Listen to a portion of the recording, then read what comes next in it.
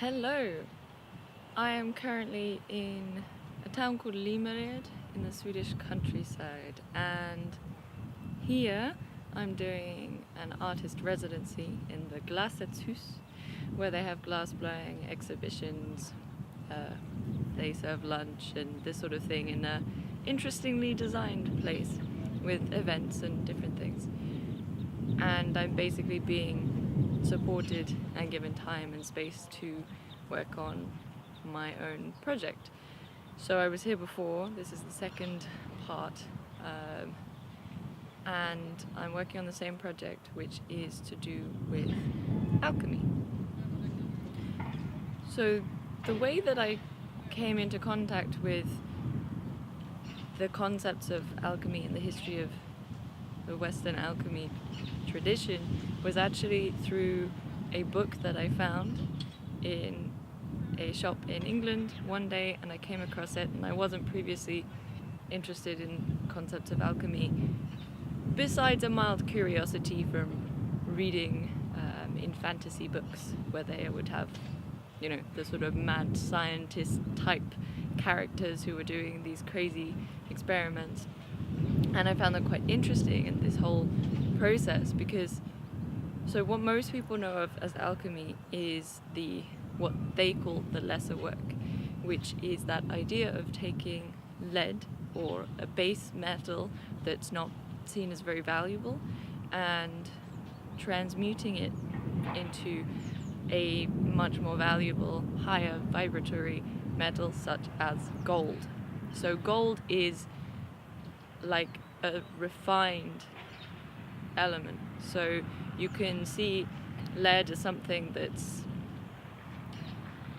basically not so refined. It's more dense, and from our perspective it's not so valuable. So this was why they would be transforming it into gold, because if they could find the way to do that, then if they're doing it for this reason, what they have is easy wealth, I guess. However, the true alchemist is not about finding wealth or money or material riches. It's actually about self-transformation. It's about a spiritual path and this process of refining yourself. So in the end, the only alchemists who would have any luck with this whole process were the ones that were also doing this process of inner work and inner transformation. And this they call the greater work. So I really like this book because it takes the symbols and the messages that come from alchemy and it simplifies it to a point. It's still not really straightforward. It's still very cryptic and trying to work out the symbols, even with the way that the author has worked with them and explained them. It gives you insights and kind of puts you on the path to actually understanding what it's all about. But you still have to figure it out yourself, and I like that because there's no straight answer. It is about seeing life and yourself in a different way, and beginning this process of refining what you are and coming back to your spiritual essence. That's kind of a big part of it, because the first step in the process is calcination, which can be seen as using the element of fire. They use the elements a lot. So they also do it with plant matter, with their spagyrics, however you say it, which is where they create tinctures and things. So that's working with plants in order to create healing, to help with different processes. But this idea of burning up the matter. And when it comes to the self, it is, I think, that initial stage of realizing that your ego is not all that you are. You cannot fully identify yourself with that. You can go, okay, the ego, this aspect of myself that I call personality, the one that's been influenced by all my experiences, by everything I've been taught, everything around me, that is a construct. It's a construction, which is a tool to live in this world, to understand what's happening to some extent, other people, and to know how we interact with each other. But it is not our true selves. So the first step is kind of that realization, and it's this element of fire. It's the burning up of that false identification. This is not really me. There's something deeper, there's something bigger, there's something that's actually a part of everything. I'm not separate. I'm not this small entity with all these thoughts and ideas in my head that's just chemicals and signals and whatever. There is something more, there is something bigger. And when you take that step to realizing you are a part of something else, that is, it's like the first step onto the spiritual path. Going, I'm not just material, I'm not just this one figure in this one short lifespan that has no meaning. It's taking that step, going, hang on a second, there's something more.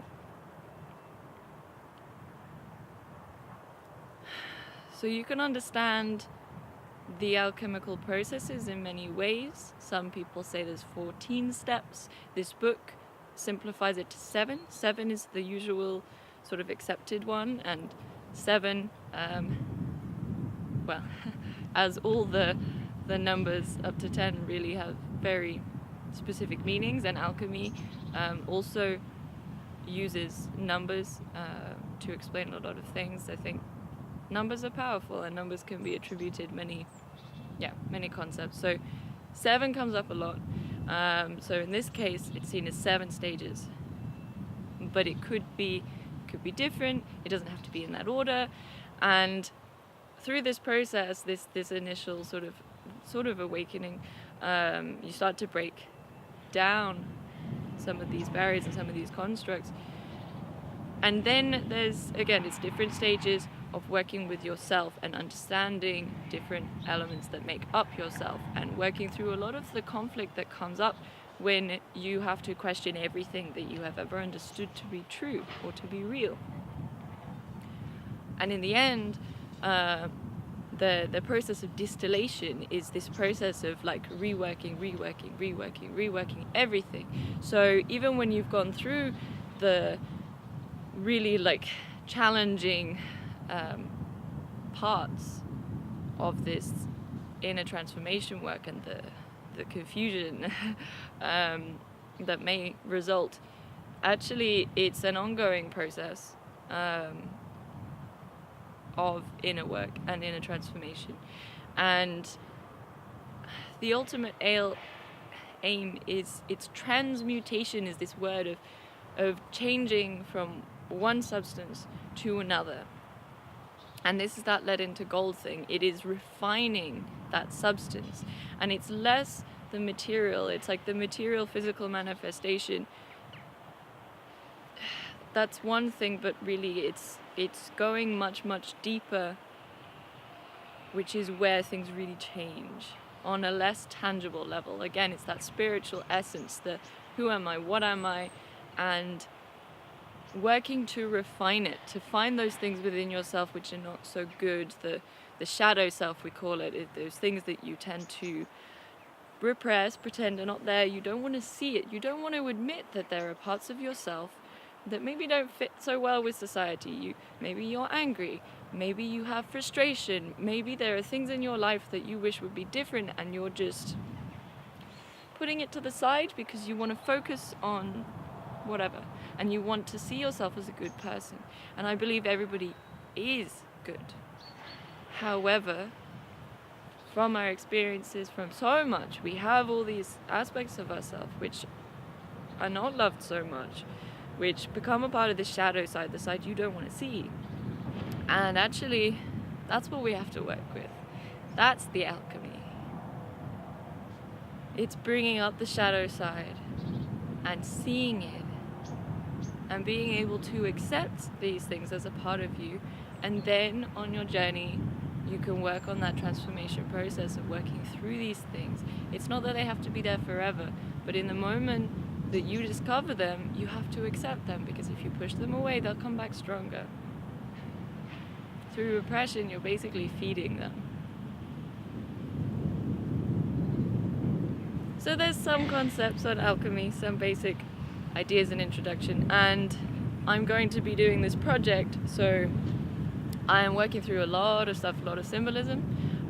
Maybe next time I will talk more about specific symbols and what they mean, some more well-known, some lesser known. I'm also bringing in elements from the Eastern traditions just because they come up and they fit, and it just, in my head it makes sense to bring in these other things, which in some ways I have more awareness about just because I've been reading and learning more about the Eastern traditions for much longer. But like everything, the symbols all interconnect very well. So hopefully there was something interesting for you there, and next week I will go a little bit deeper.